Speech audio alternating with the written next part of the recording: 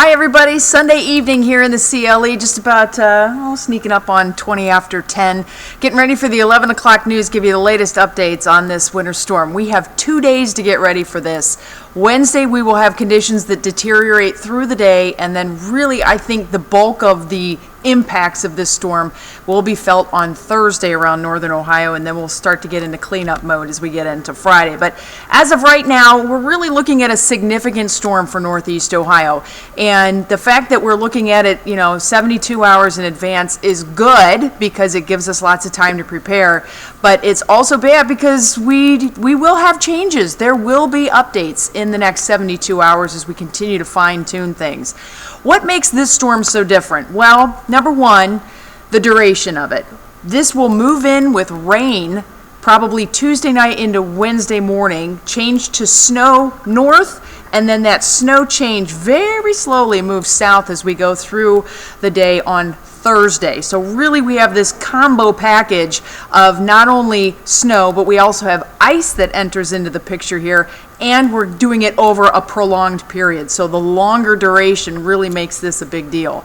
The amount of moisture that is coming in is a huge deal too, because we will have a long duration of tons of moisture. So now you're kind of adding all of it up over a longer period of time.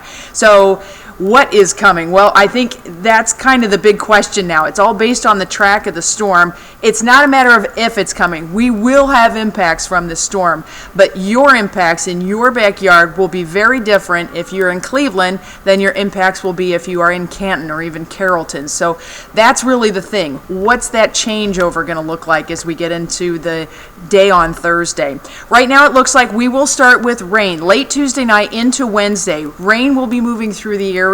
Probably Wednesday night into Thursday morning is when we'll start to see snow along the lakeshore areas and farther west.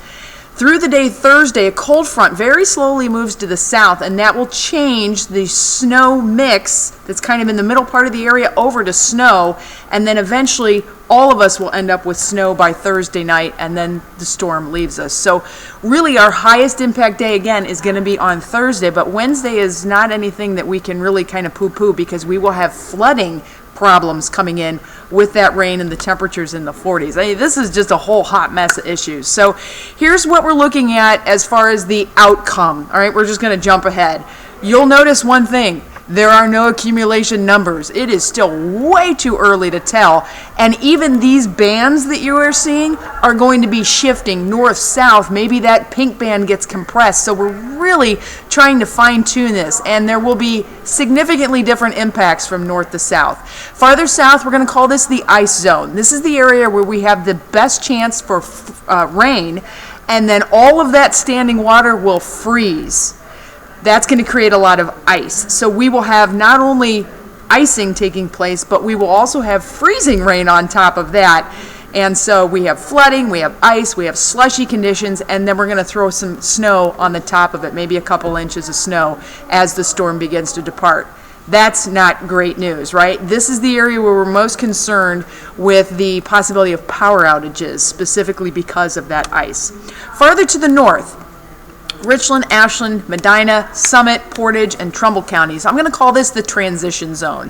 This is where you're going to start with rain, and then you're going to get into this icy mix. It's going to depend on how this goes. It's going to be moving, but you're probably going to have all different types of wintry weather. You will have snow, you will have sleet, you will have freezing rain, and all of that is, of course, on top of the rain that will be coming in on Wednesday.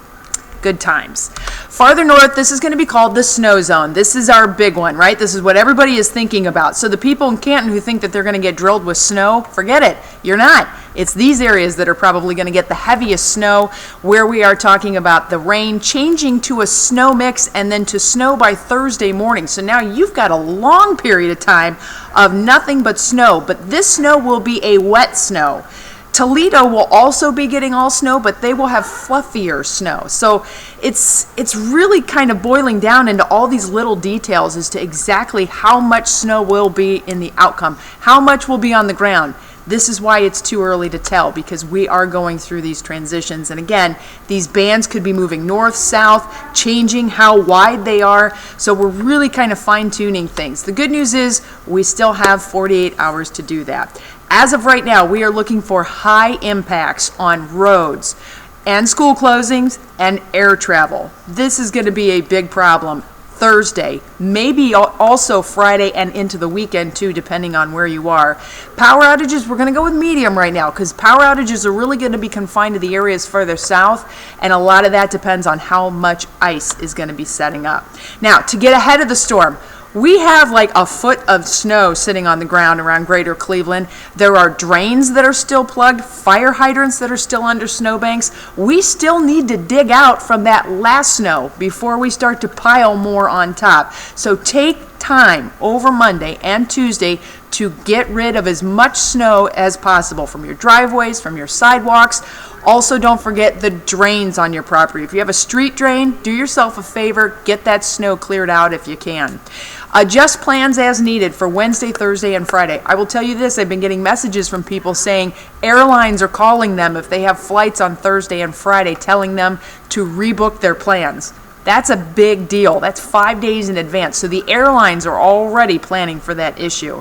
And of course, stock up and pack in. This is no, change from any other winter storm. You do whatever you do to be able to go out or not.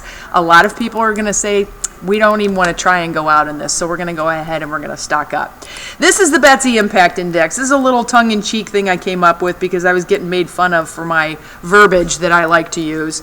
But basically, a low-end winter storm for us, Clipper or whatnot, a dinger.